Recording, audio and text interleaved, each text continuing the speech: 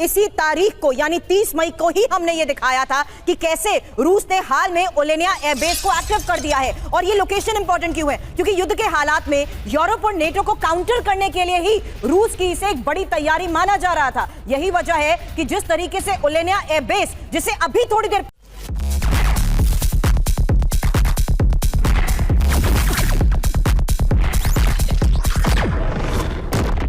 पहले यूक्रेन ने टारगेट किया है, ओलेनिया एयरबेस को रूस ने हाल में एक्टिव किया था और यूरोप और नेटो को काउंटर करने के लिए इसे एक्टिव किया गया था, जहां रूस ने 40 Tu-22 बॉम्बर तैनात किए, 11 Tu-95 बॉम्बर तैनात किए, 5 AN-12 ट्रांसपोर्ट एयरक्राफ्ट को भी तैनात किया था। अब बेस पर रूस की अब तक की ये सबसे बड़ी तैनाती बताई जा रही थी।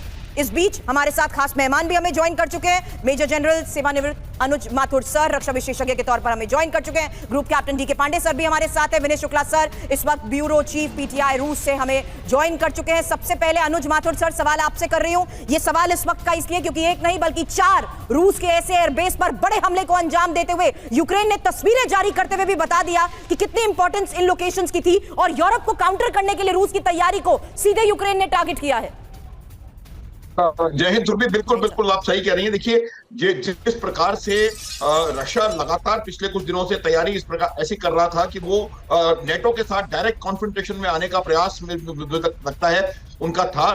कॉन्फ्रंटेशन अगर नहीं भी है तो उनको कहीं ना कहीं ऐसा इस प्रकार का अंदेशा था कि अब जो है वॉर का एक्सपेंशन होने वाला है और वो वॉर नेटो के साथ डायरेक्टली कॉन्फ्रंटेशन होने की संभावना थी। इसी वजह से उन्होंने इस एयरफील्ड को पूरी तरह से एक्टिव कर दिया था और स्ट्रेटेजिक बॉम्बर्स को यहां पर डिप्लॉय किया था।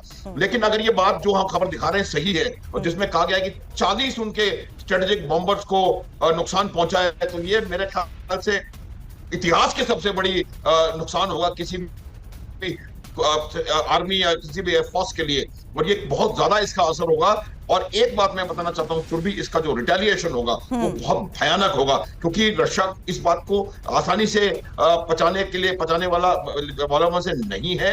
और ये पता है क्यों हो रहा है? इसलिए हो रहा है कि आप बात करने की कोशिश कर रहे हैं, मंडे को कल बात होनी है और बातचीत के बीच में वो दोनों ये चाहते हैं कि किसी ना किसी प्रकार से कोई और पोजीशन ऑफ स्ट्रेंथ में वो आ जाए, ताकि बातचीत में, हालांकि उस बातचीत में कोई निर्णय निकलने वाला नहीं है क्योंकि बातचीत सिर्फ रिप्रेजेंटेटिव्स कर रहे हैं। बिल्कुल सही बात है सर। इस्तांबुल बैठक से पहले ये बहुत बड़ा डेवलपमेंट है जो सब कुछ बदल कर रख सकता है। रूस में अटैक को लेकर बहुत बड़ी खबर आ रही है। रूस के नेवल बेस पर भी हमला हुआ है, जहां रूस की परमाणु सबमरीन थी वहां पर हमला कर दिया है यूक्रेन ने। यह बहुत बड़ा हमला है, यह बहुत बड़ी और करारी चोट है रूस के ऊपर। पुतिन की नाक पर चोट करने में कामयाब हुए हैं ज़ेलेंस्की, अगर यह कहा जाए तो बिल्कुल गलत नहीं होगा।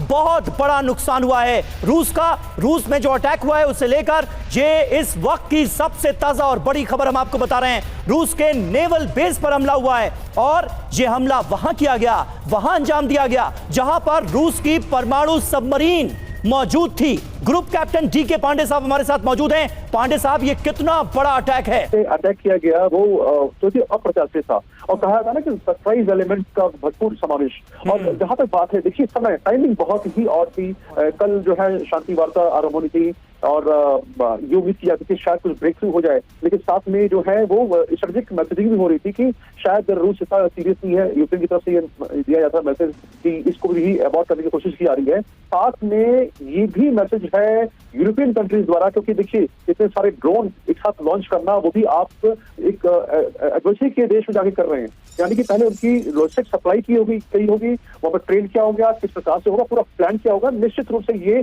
एक लंबी और डेप्थ प्लानिंग का जो है आउटकम है। अब ये प्लानिंग करके ये यूरोपियन कंट्रीज मैसेज देना चाहते हैं कि वो यूक्रेन के साथ है और अमेरिका अगर उनके साथ नहीं आ रहा तो बहुत उनको प्रभाव नहीं पड़ने वाला। वो उनकी जंग है वो रशिया के खिलाफ वो जारी रखेंगे। तो बहुत सारी इसमें मैसेजिंग है, लेकिन महत्वपूर्ण ये है कि अब अगला कदम जो होगा निश्चित रूप से विध्वंसक होगा और महाविध्वंसक होगा। क्या हम और ऐसी दिशा में पड़ रहे हैं जहाँ पर शांति बिल्कुल चकनाचूर हो जाएगी और शांति एकदम समाप्त हो जाएगी? तो ये जो है एक चिंता का विषय है पूरे विश्व के लिए। अन्यथा जो है मानवता के खिलाफ इतनी गहरी चोट किसी को उम्मीद थी। सर, अगले राउंड की बातचीत से पहले जिस तरीके से इस जगह पर हमलों को अंजाम दिया गया है, सीधे रूस के एयरबेस को टारगेट किया गया है, उसी को लेकर एक और बड़ी खबर बता दूं, क्योंकि मरमंस्क इलाके में भी ड्रोन अटैक को लेकर खबर आई है, जहां 4 रूसी विमान जलते हुए दिखाई दिए। तो एक और ऐसी इंपॉर्टेंट लोकेशन जो कि एयरबेस है और मरमंस्क इलाके में ड्रोन अटैक को लेकर फिलहाल ये खबर आई है, जहां 4 रूसी विमान जलते हुए दिखाई दिए हैं। ये देखिए एक और तस्वीर अब आपके सामने, रूस ने अलग अलग एयरबेस को टारगेट करते हुए जिस तरीके से हमले को अंजाम दिया गया, मरमंस्क इलाके से